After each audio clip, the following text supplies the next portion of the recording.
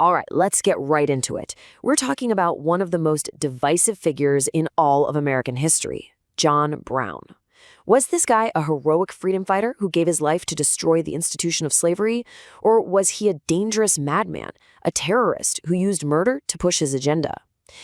For over a century and a half, people just cannot agree. So today, we're going to try and figure out why. So let's start at the end of his story, right here, on the gallows in 1859. He was put to death by the state of Virginia for treason, murder, and for trying to start a slave rebellion. And yet, at the exact same time, millions of people in the North were calling him a saint, a martyr who died for freedom. How on earth can one person's life end with two completely opposite conclusions? And this really breaks it down, doesn't it?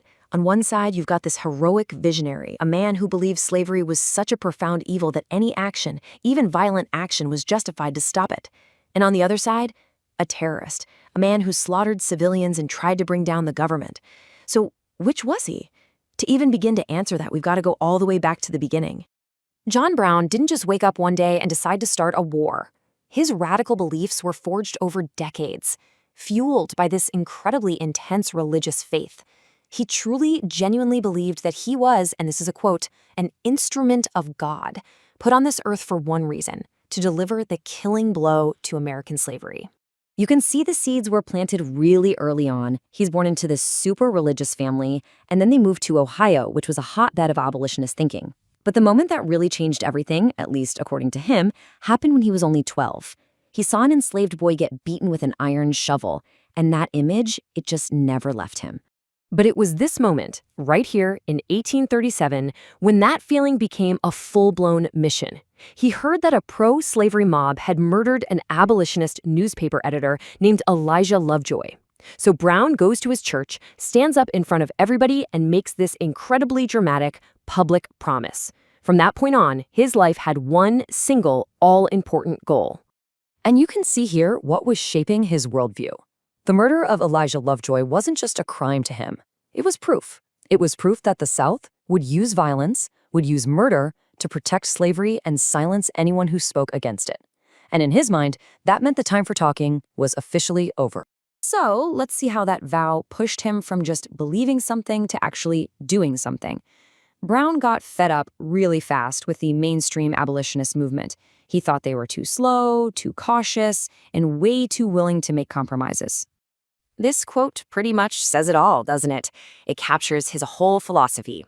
He was just so frustrated with the other abolitionists who were writing pamphlets and giving speeches. For John Brown, slavery wasn't a debate, it was a war. And in a war, you don't talk, you fight. So what did his action look like? Well, first, he became a conductor on the Underground Railroad. His farm was actually a huge stop, helping something like 2,500 people find their way to freedom. But that still wasn't enough. He later formed the League of Gileadites, which was basically an armed militia set up to violently fight off slave catchers. You can see things are definitely escalating. And check out this picture. The flag he's holding here is really telling. It was for something he called the Subterranean Passway, which was his name for an armed, militant version of the Underground Railroad. See, he wasn't just helping people run away anymore. He was getting ready for a fight. The place where all of John Brown's violent ideas finally got put into practice was the Kansas Territory. Back in the 1850s, it turned into this brutal mini-civil war between pro-slavery and anti-slavery settlers. This was the fire that forged him. The event that pushed Brown over the edge was the sacking of Lawrence. A gang of pro-slavery men rode into the anti-slavery capital of Lawrence and just burned it to the ground. For Brown, this was a declaration of war. He decided it was time to, as he put it, fight fire with fire. And this is what fighting fire with fire looked like to him. Just a few days after the attack on Lawrence, Brown took a small group, including 4 of his own sons, on a raid in the middle of the night. They dragged 5 pro-slavery men out of their homes and brutally hacked them to death with swords.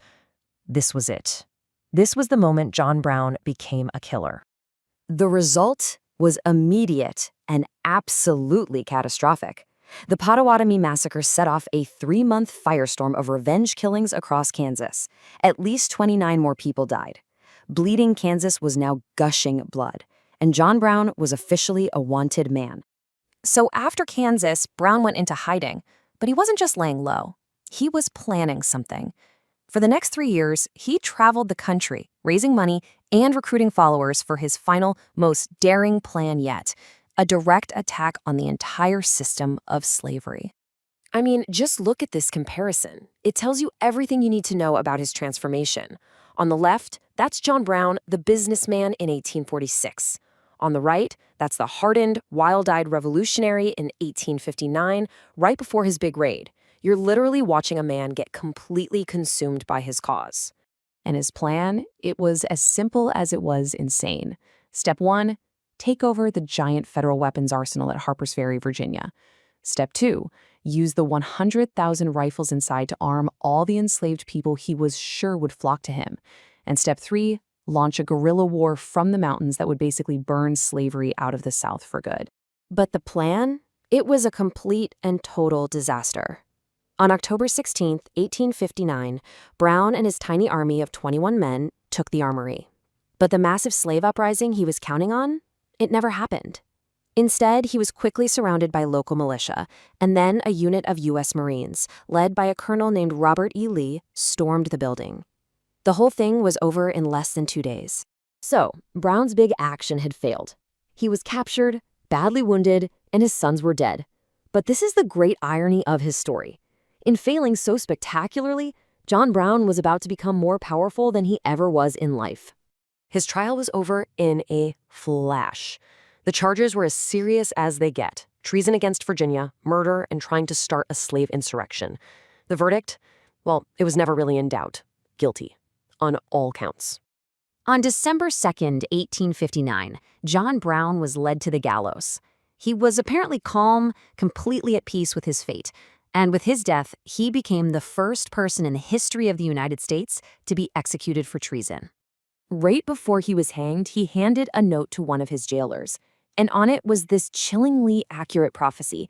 He was sure now that the sin of slavery was too deep to be cleaned by anything but a massive bloodletting. His raid didn't start the war, but his death sure helped spark it.